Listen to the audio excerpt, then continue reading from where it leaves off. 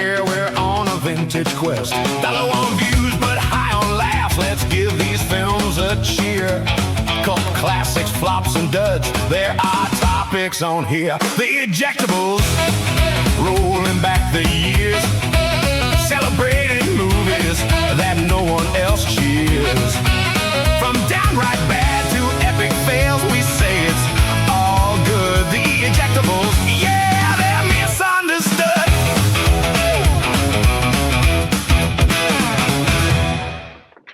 Welcome to the Ejectables. This is the show where movie enthusiasts Bill and Ian join forces with a weekly rotating guest to celebrate movies that we feel have been unjustly panned by the critics or sadly ignored and forgotten by audiences. Today's guest, we have a return guest. He's Adam Goodchaux, award-winning screenwriter. Adam Goodchaux, filmmaker from LA. Adam Goodchaux, if you change the English to French and incorrect French to English, he's born hard, born hard, born hard. Goodchaux, Goodchaux, Goodchaux, Goodchaux, Adam Goodchaux. Hubby to Jessica, Adam Goodchaux. Father to 5 cats and 1 dog, Adam Goodchaux. 'Cause he's on today, we're gonna have a great show. I mean a good show. Welcome Adam Goodchaux. Goodchaux, Goodchaux, Goodchaux, Goodchaux, Goodchaux. Adam, welcome back to the show. Thank you for doing this. We're happy to have you. Thank you. Yeah, this is my favorite show to do on this network. I love the Ejectables. You've got more shows to do too. The horror movie one and the actor one, but you have to become an actor first and then you'll be on it. So do that. I saw you in a piece. I've been doing film festivals with my screenplays, and one of your short films was at the Catalina Film Festival, where you're like a customer in a cherry gelato colored shop. funk. Yeah, with my friend Mike as the lead. That's a fun little movie. Yeah, it was good. Yeah. What are you so you are a award-winning screenwriter, as we know from the opening there. What were you doing at that film festival specifically? Was it for one of your projects? Yeah, it was for my screenplay on the record. It got in. All these film festivals have screenplay competitions now. A lot of them do attached to them, where you actually get to attend the film festival, and you're up for awards and stuff, and you network and you do all that stuff. So does the networking pay off? That stuff is so awkward. For me. I'm not good at it at all. But no, I mean, I've gotten some contacts and some numbers and stuff, but nothing concrete has come out of them. But it's awesome to go to these festivals, and they give you a pass to all the screenings and stuff. And that's cool. Do you have something? Is that screenplay that you had in the competition there? Is that the thing that you sort of are working on now, or do you have other things in the can? I have another one. I have another one called Wyoming that's going through the same festival circuit, and it's doing pretty well. It was in the Beverly Hills Film Festival. Now I'm hoping to get heard back of that to city. pretty known city. And then I'm hoping to get back into the Catalina one with that. I met these 2 actors at the Catalina one last year from a show that I'd never heard of that was on the CW that I can't even remember the name of the show, but they did a short film in the festival, and like I had no idea who they were. And I was just talking to them, and they're like, "Oh yeah, we're actors." And I was like, "Oh really? What have you guys done?" And they said the show, and they're like, "Oh yeah, we pretty much make a living going to like Comic-Con." And I looked at their Instagram, and they have like 5 million followers. I was like, "Oh, my god." Cool. So it must be like genre stuff, like kind of maybe horror or sci-fi or something. People love that. It's sci-fi. It was sci-fi, the show. Young kids get trapped on a planet. You probably know it, Bill. I don't know. Come on, why Bill. would I know it? Yeah, because you're obsessed with young kids on planets. Everything. Mm-hmm. Was it Roswell? Was it that? No, hold on. Was it that newer show, one of the Apple ones? For No, All it's not. Mankind. It's like 10. It's like 10 years old now. Oh, I wasn't born. Was it? Yeah, yeah. Was Steve 2.0? Made that up. Was it a Nickelodeon? Oh no, you said Oh, the 100. The 100. Oh, That's I've heard of huge. that. That's huge. Okay, That's yeah. on USA. That's on. There's someone with my last name that's a writer on that show. Yeah, It's probably there was the Narducci. 2 leads in that. Yes, And I had no idea. Don't mention my last name. I have a question regarding that. Do you think they got to go to the beach house, Bill? Those other Narducci's? Or was it the gated community? Those are his sisters. Like, they should be on the show to talk about these photos of them. But anyway, well, thank you for coming back. I think last time you were on, you did the movie Plain Clothes. Is that correct? Was that you? Yes. I did do Plain Clothes. I think that was my first appearance. And then I did You're a Big Boy Now. Oh, that's right. That was, yes, you make the coolest pics, which makes me think of we should probably get into it. You want answers? I think I'm entitled. You want answers? I want the truth! You can't handle the truth! Are we gonna make somebody sleep with the fishes? I don't give a damn what you think you are entitled to! Well, that is our resident opera singer asking you what your pick is today, Adam. Oh, man. My pick is Target, the 1968. With Matt Dillon.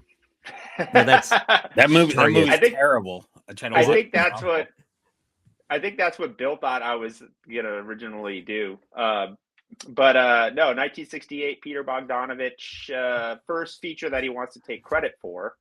He did do another.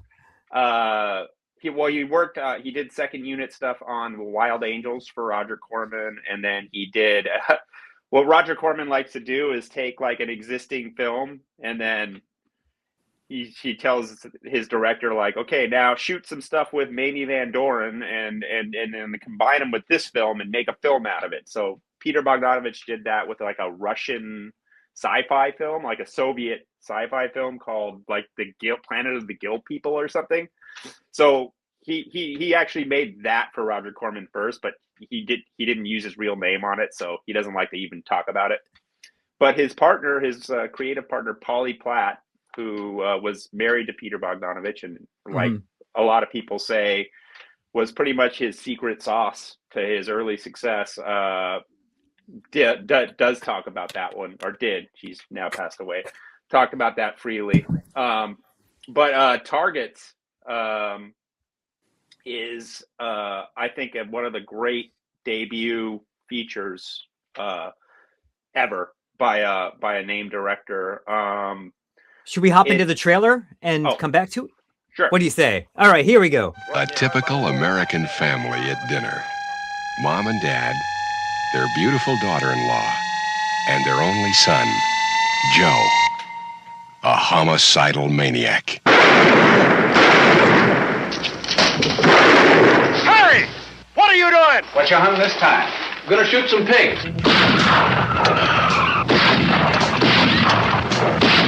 Hey, what are you doing?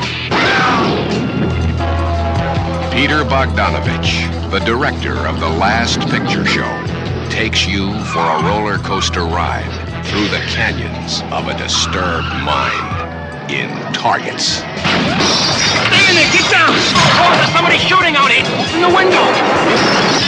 Blow your window down! There's a sniper in here!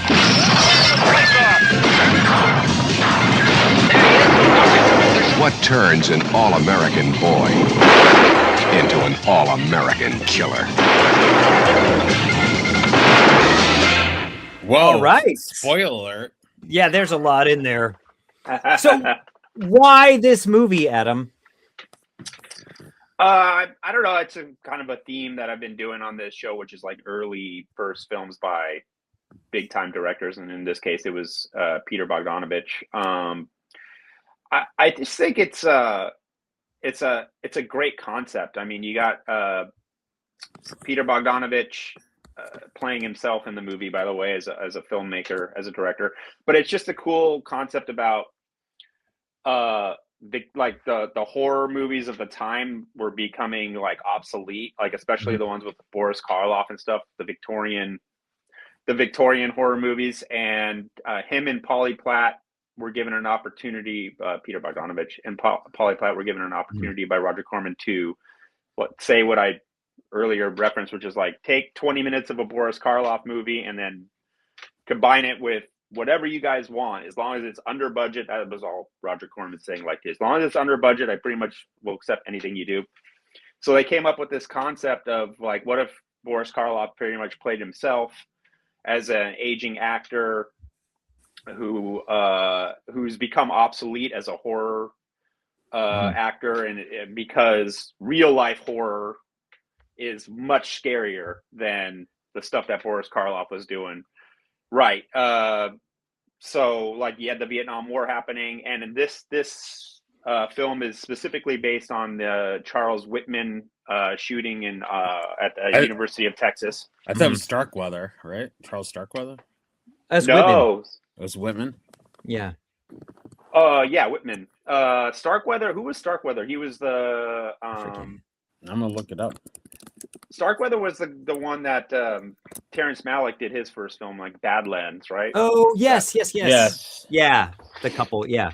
Yeah. But so, yeah, this is just a brilliant concept of the banality of mass shootings. Obviously, it's way ahead of its time. And this guy that he cast, Tim O'Kelly, who plays the shooter in this, looks like him. Yeah, he looks like him. He's like bland as hell. That's the whole point. Yeah. He's like bland. He lives in this like comfortable suburban life. He just like kind of seems like an aw shucks nice guy. And then he just decides to go on a mass shooting spree for no apparent reason whatsoever. And that is the most frightening thing of all. And that's what's really great about this film, is that it doesn't even try to explain why he does it. He just does it. And I mean, there is some hints that he was in the Marines. There's like one shot of a photo of him in the Marines, and Whitmore. Whitman? Whitman. Yeah, was in Vietnam, I believe. And this guy, I think, maybe it was supposedly in Vietnam, so that could be a reason why he was like traumatized by war and PTSD and all that. But brilliant concept. And then the two stories. So you have this one parallel story of the Bogdanovich character trying to get Boris Karloff's character to be in his next movie, and he's supposed to go to and there's this whole they're going to show his latest movie at a drive-in theater. So the whole story ends up culminating. The two stories collide. You're following the shooter, and you're following the Peter Bogdanovich, Boris Karloff storyline. Pretty good actor, by the way. Yeah. Who? Karloff, right? And Bogdanovich. Yeah. Bogdanovich. Yeah. It's funny because Bogdanovich likes that whole part of the film, which obviously is based on him, and he's a giant film brat. He was like basically the equivalent of the French New Wave guys in America, because he was a film critic. He'd seen apparently like 7,000 films. He had every one of them on a note card. Oh my God.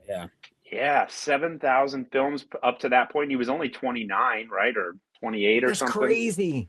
Him and Polly Platt, I don't know how they did it, because how do you consume that many movies back then? Especially, I guess, TV and going to a lot of movies. I hate movies. Ugh.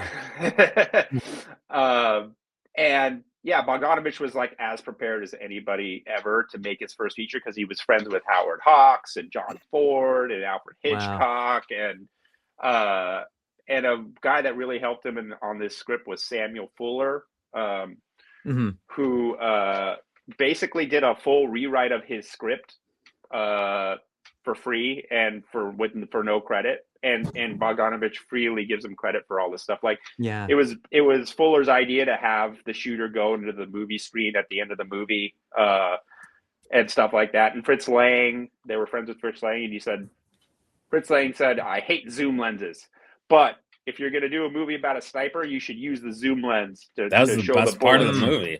That was Yeah. awesome. Yeah, Yeah. that was That was Lang's very idea. that's very on Bogdanovich like. He's known Yeah, for, totally. That's a good point, Bill, because this is very, very not like any of the other films that he does after this, right? Mhm. This is a very new Hollywood film. I guess a lot of people say the ground zero of new Hollywood is Bonnie and Clyde, but this film is definitely like right after that. It was shot in 1967, so before Martin Luther King and Robert Kennedy were assassinated. And so that's why this is an ejectable, because the movie kind of got buried by Paramount because of the assassinations. So it came and went really quickly. It was critically pretty well received, but Paramount didn't know what to do with this thing.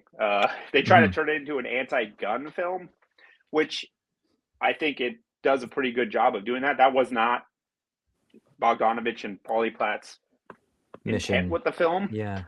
But it does become that. And Quentin Tarantino says that he thinks it's the greatest anti-gun film ever made. It's disturbing. It's very disturbing. When he actually gets to the killing,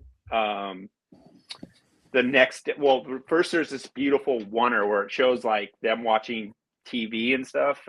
You guys catch that?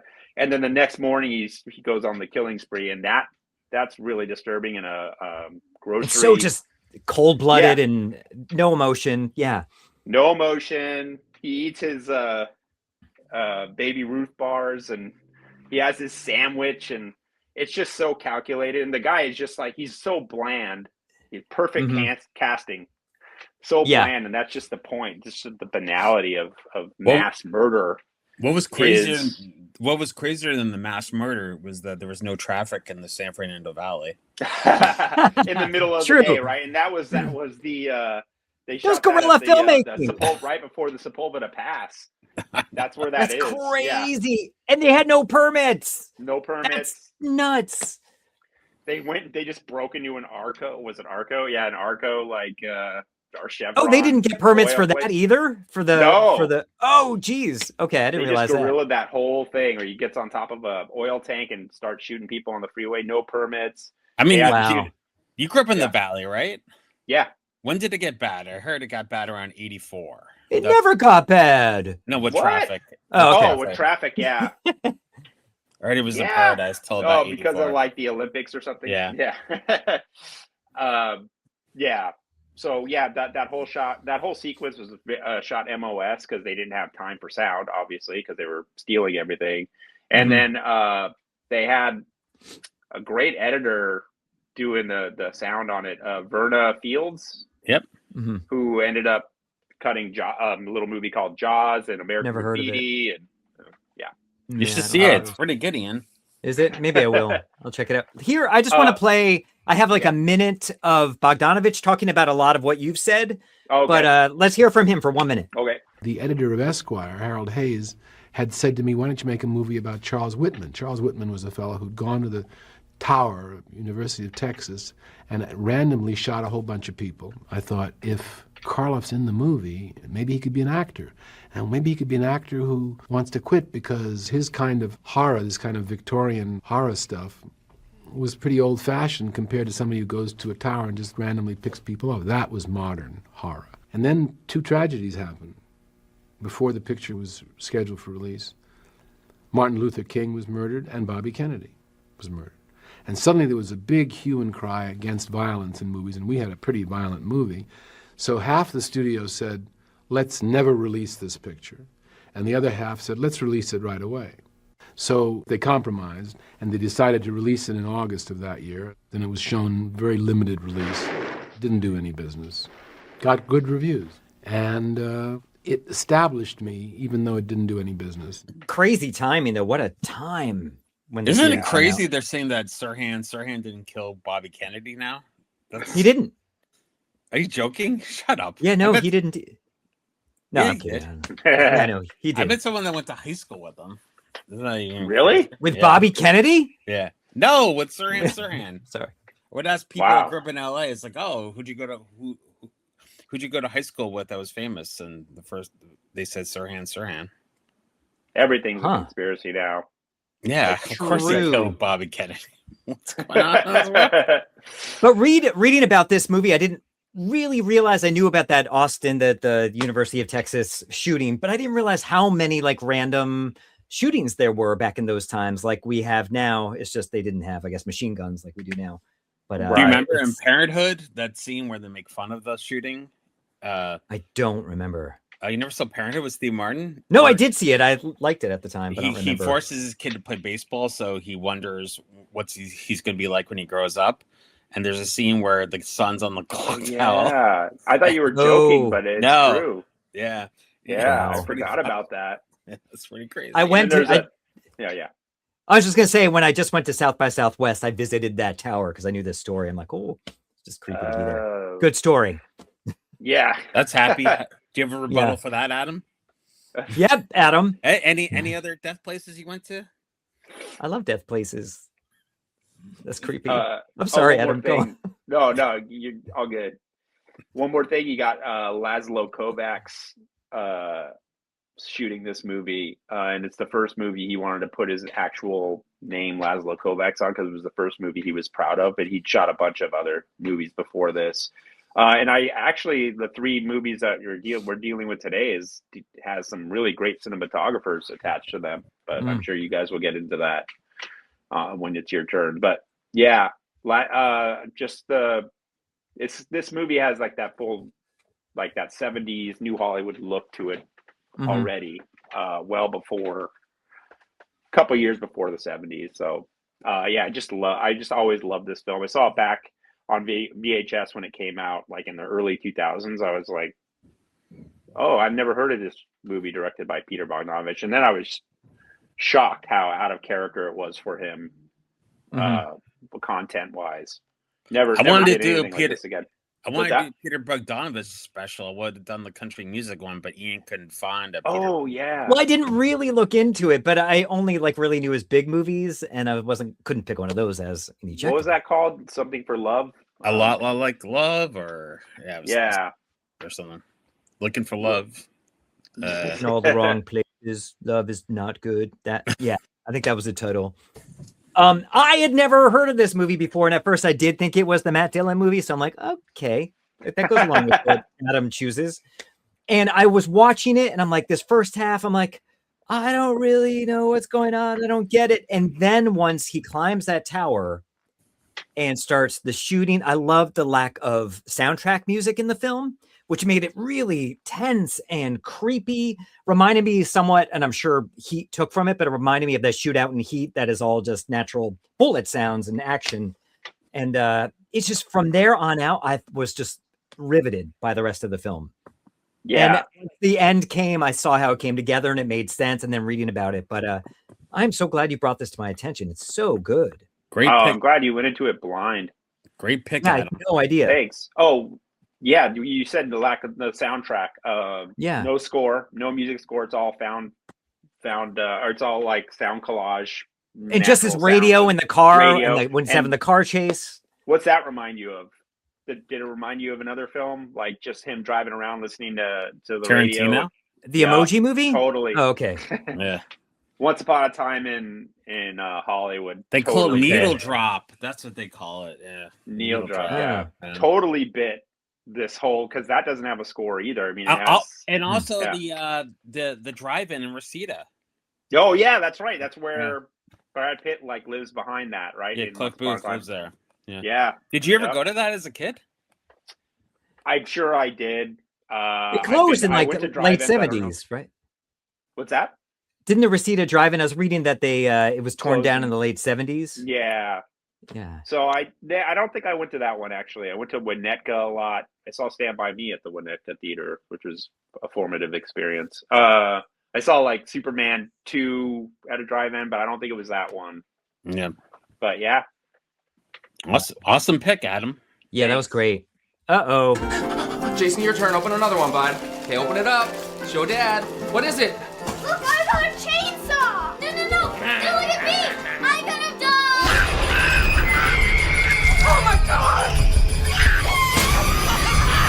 Ah! not eject. Do not eject. Do not eject this.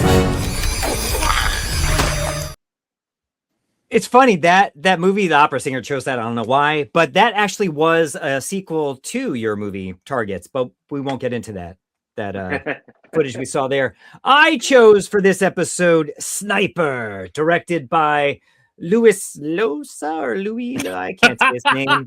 Louis Losa. That's who. Look it up yourself and you'll know how to. Bill! Yeah. So it's from 1993. This movie does not in any level compare with your movie, Adam, but I'm going to play the trailer and we'll talk about it.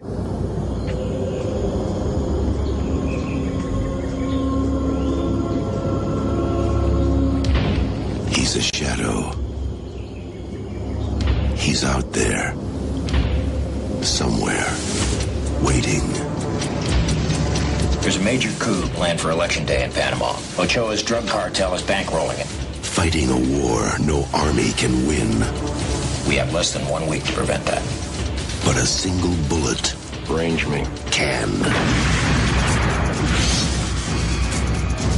This is Alvarez, and that's where you'll find him. Heavily guarded, inside and out. But this time, he set his sights too high. National Security Council is sending a guy along to help, a shooter. Has he ever been in a jungle? Just trust me. Anybody the NSC sends down here is going to be fully qualified. And his only backup is a new recruit. You want to survive this, right? You do as I tell you to the letter. I think you got a chance.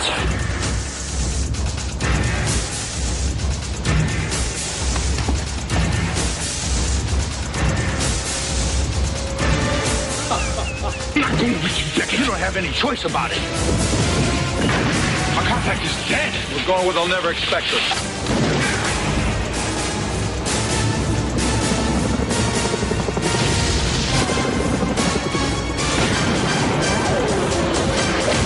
Sniper. One shot, one kill. Oh, I Bill think Butler they shot it. Wow. Yeah, love Bill Butler. But it should have stuck with the original Japanese title, which was A Mountain Cat Never Sleeps, which I think would have brought in a lot more of an audience. So if this re-released, I think, yeah. That's my nickname for you. I know, it is. Usually it did all right. Meow. It did do okay. And there are sequels to this movie. Like a million, yeah. Direct to video. Yeah. It's, how do you say that director's name, Bill? It's Luis. Would it be Yosa? Isn't the double L's in Spanish? Yeah, we all suck. Okay, good. It's not just me.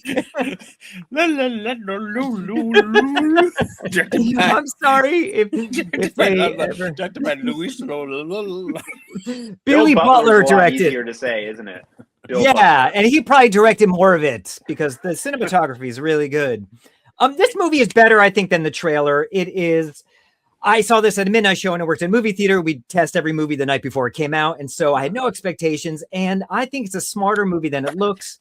It's a lot like, it's nothing like Target. So let's not even say that it's anything like your pick, Adam. But I think it actually goes along quite well with Bill's pick. And not only because Tom Berenger's in it, but it's these two guys from different walks of life. One's more like the city desk jobby guy, and the other guy's the jungle shooty guy.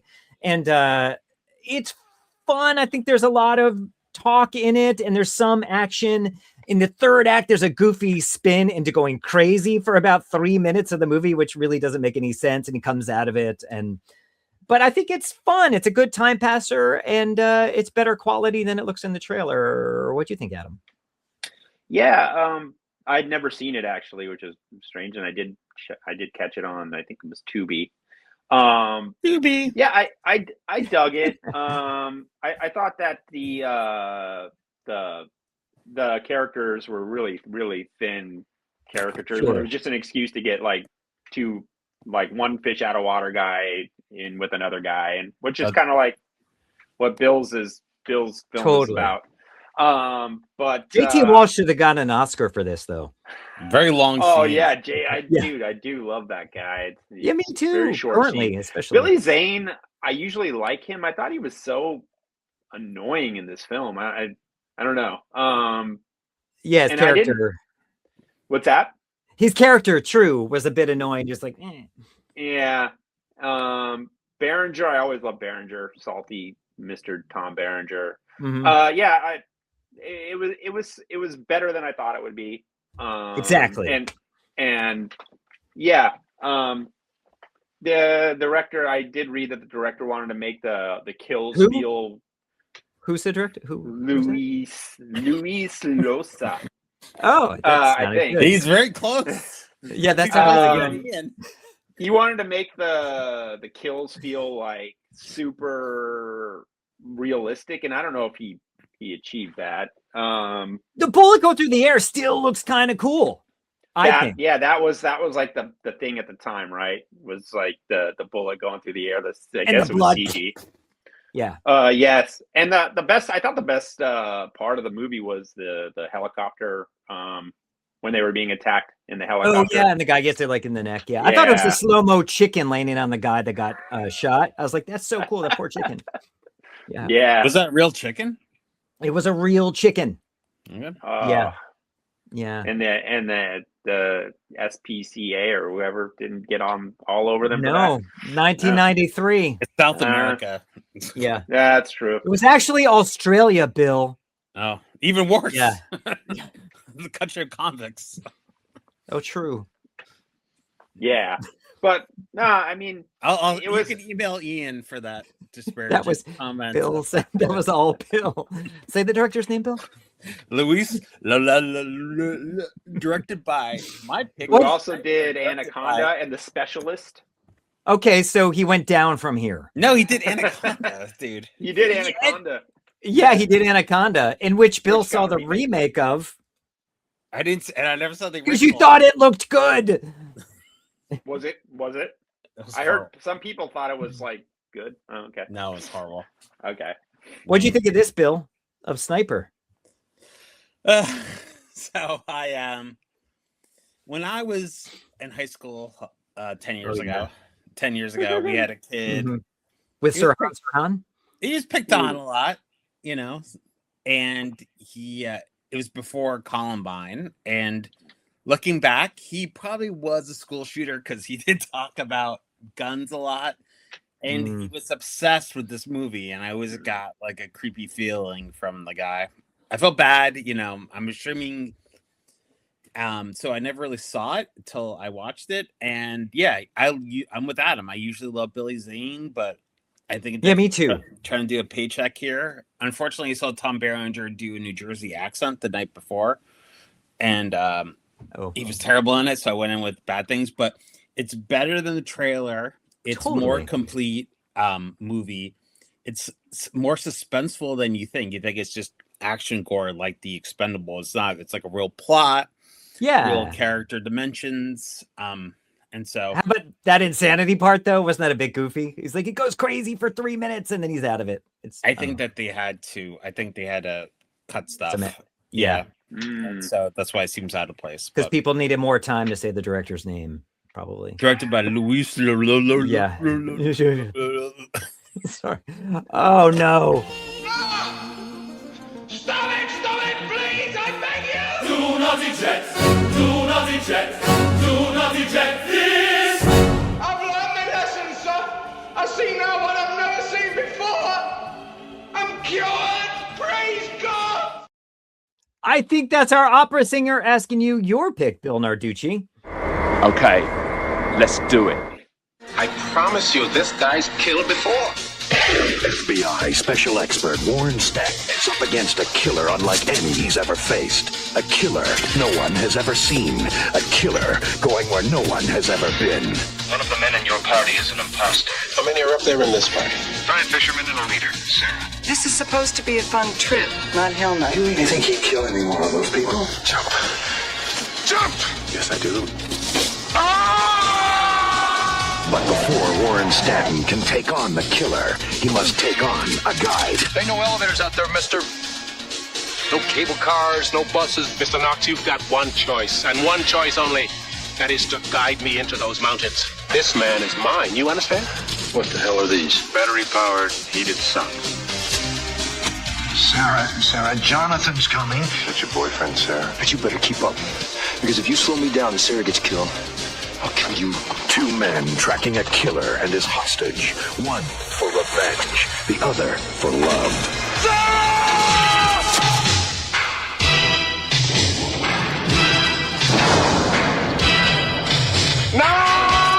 Two men trapped in the middle of nowhere. Dig! Come on, dig or we're gonna die! Now they must find in each other what it takes to survive. You got frostbite on your face. Never seen frostbite on a black guy before. Got kind of purpley splotches. How does it look on a white guy? White patches surrounded by red. You got it too. Move it! I'm gonna pull it quicker! Let the girl go! Sidney Poitier. Let her go or die! Crazy! Tom Berenger. Get out! Kirstie Alley. Run! Deadly Pursuit. What happened to Shoot to Kill? It is called Shoot to Kill. I learned that in the UK and the Netherlands, it was renamed because there was a mass shooting just around that time. They thought it would be distasteful to release it as Shoot to Kill. Oh, wow. Yeah. So it's directed by Roger Spottiswoode, not Luis Nor Bogdanovich. Nor Bogdanovich. It has tons of writers, but I think the person that gets credited is Daniel Petrie Jr., who was one of the writers on Beverly Hills Cop and then wrote and directed Toy Soldiers. It's Touchstone Pictures' finest. Berenger is awesome. I have a soft spot for Sidney Poitier because the night my mom found out I was pregnant, she was pregnant with me, she was watching To Serve Her Love. Nice. And they don't make them like this, although that trailer kind of shows everything in the movie, so maybe you don't need to see it. There's more to it than that. I don't think so. There's this. Look, he's crying there. We didn't see that in the trailer. It's classic 80s cheese. It's awesome. They don't make it like I love Kirstie Alley. I don't care if she was a Scientologist or MAGA. She was the best, especially in summer school. And now she's decaying. Oh, way to bring it down, Ian. Sorry. It's directed by Luis Bill!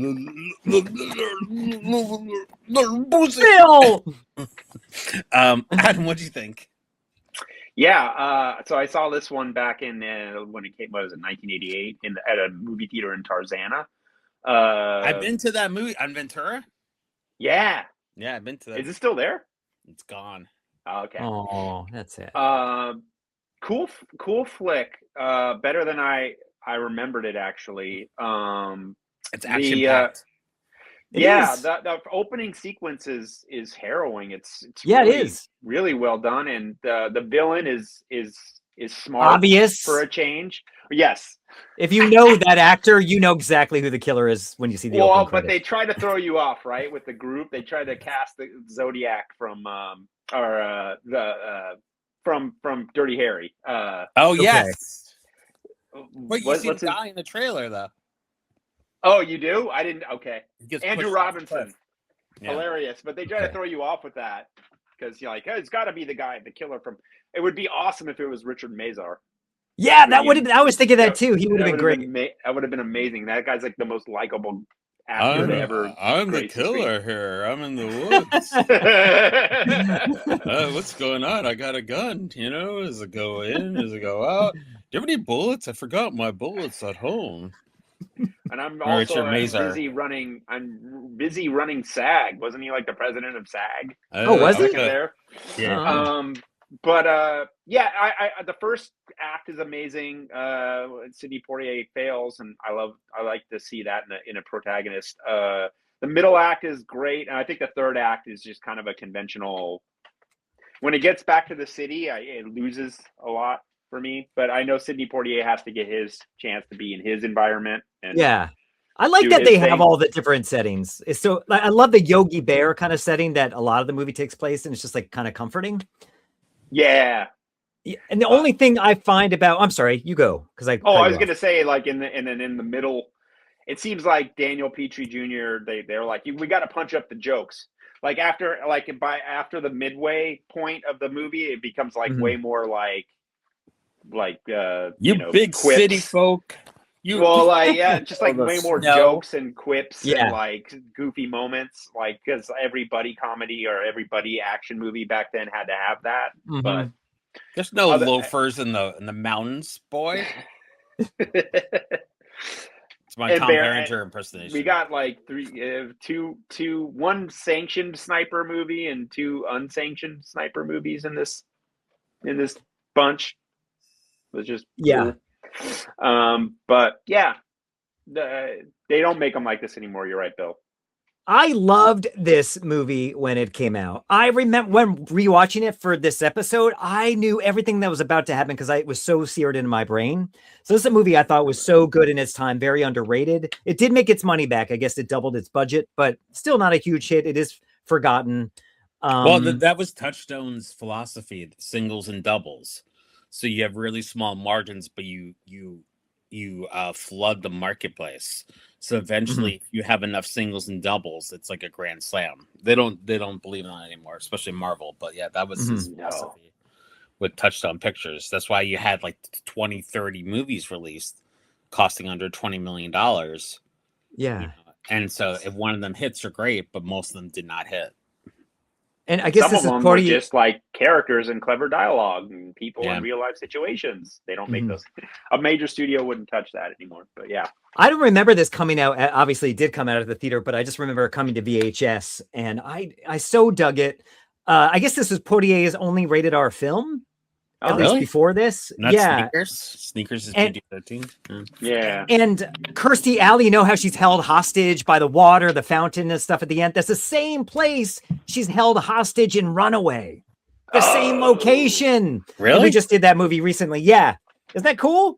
Well, Isn't also Gene Sidney Simmons the Poitier villain in directed that? Yes, he is. He directed Stir Crazy, right? And that has to be R.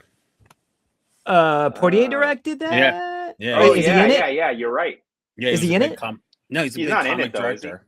No. Yeah, I think it's movies that he was in. Is that Did they're he saying do it was Ghost his only Dad? rated R. Or Yeah, Oh, he that's a did classic. Another classic. Yeah. I forget which one of those, but I think he directed one of those. He directed Ghost Dad, yes. Yeah, Ghost Dad. Nah. This movie's a lot of fun. I think it's other than the soundtrack, which dates it horribly now. Oh yeah. Which at the time I didn't notice because it fit the time, but now it's painful to listen to the soundtrack music, but it's a fun movie. I think people could enjoy this now. Michael Chapman shot this. I mean, you know, Awesome. the guy who shot freaking Raging Raging Bull. Bull and Taxi Driver. Oh wow. It looks great. Insane. It does look great. Spottiswoode was an editor, the director. Started out editing Sam Peckinpah films, and I think Wow. what really stood out in this film was the cutting. The editing was insane, really, really good. Mhm. Like the sequence where they're going across the cliff on the thing. That whole set piece was. Mm. There's like these cuts that I think if he wasn't an editor wouldn't be in another person's movie, but he knew to like shoot that and get like just like with a rope tightening and like just shots like that were insanely good. The editing really stood out. Oh wow. In Yeah. my- yeah. Good Good pick, point. Bill Narducci. This is the part of the show, Adam, where you have to choose a movie that is not your own pick as your favorite movie of the episode. I think I know the answer. Well, that would have to be Shoot to Kill. Yes. Oh, can I point out one thing? Bill, your last movie you did on this show was Lawmen. This is the Shoot to Kill poster. This is the Lawmen poster. They use the same gun. It's Gunman, not Lawman. Gunman. Oh, Gunman. That's what I mean. That makes more sense because Directed it's by a gun. Lewis. No, but look, it's like the same poster. Okay, I'm done with that. I would also, well, I would choose Targets. Targets, what a nice surprise. What a cool movie. I'd certainly recommend that. But Shoot to Kill is great, and I do recommend people see it and maybe see my movie if you're really drunk and hungover. It's still fun. And Would you? Yeah, I Bill. choose. It's between Sniper, directed by Luis. I think he's alive at least. He is. Yeah, Targets. unlike your director, Adam. Yeah. I'm gonna choose Targets because I love Bob Yeah. Bogdanovich. It's a great movie. It really is Thing- an interesting movie. You know you win. Yeah, what's he win? The Beach House? Oh, an old Oh, headshot. wow. Woo! I don't think maybe he has that prize already. You probably already have it. Oh, I aged a little. I do. I'm a little more baldy. Okay. Yeah, he's got like a collection of those. This is where you can find these movies. You can find Sniper on Tubi, or you can rent it. Targets can be found on Pluto, or you can rent it. I would recommend renting it so it's not interrupted by commercials.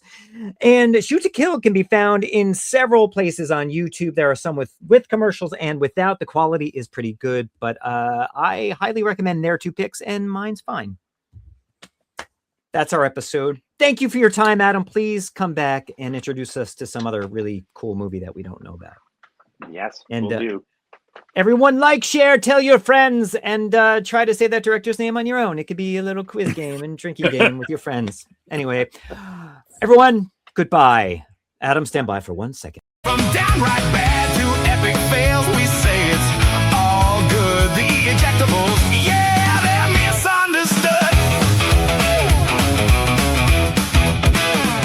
Workaholic.